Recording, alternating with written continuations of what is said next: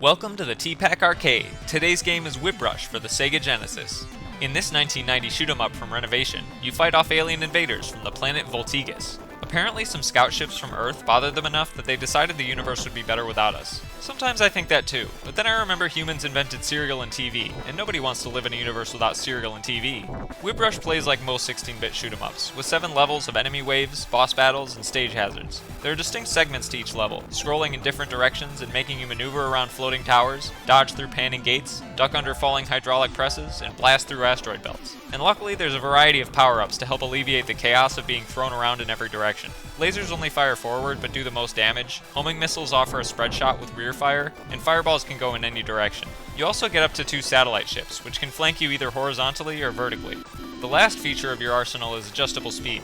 Normally, I like sticking to just one speed, but Whip Rush had enough frantic dodging sections to force my hand. When I got into that corridor with the hula hoops of death, I knew I had to step on the gas. Like when I'm on a jog and I see a skunk crawl out of a bush and lift his tail. These legs don't go as fast as they used to back in high school, but the prospect of getting skunked is proof enough that there's still some kick in me every once in a while. The visual aesthetic of Whip Rush comes across as a softer, more rounded rendition of typical mechanical space shooter designs. And I found the stages and enemies more and more engaging as the game progressed. The neon pink Voltigan planet filled with alien jellyfish and eyeballs was definitely the coolest part, but I also loved flying around the surface of the big golden mothership and fighting the angry blue-faced robot. I felt a little bad for him though. He's probably just upset because it looks like his nose itches and his stubby android arms can't hinge all the way up to scratch it. There's some really interesting decisions with the sound design too, like the mushy explosions that sort of sound like those videos of people going in slow motion.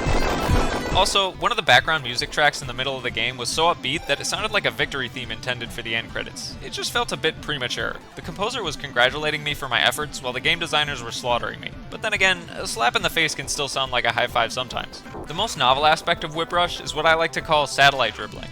Your auxiliary ships can be thrown around briefly to sort of punch at the enemies. I didn't actually make use of this mechanic until the last few boss battles, but it came in handy there because it deals a lot of damage while still letting you keep your distance. I found the difficulty in Whip Rush to be pretty brutal. Playing on easy mode gave me plenty of lives, but losing a life meant losing all my power-ups, which made a majority of the game virtually impossible.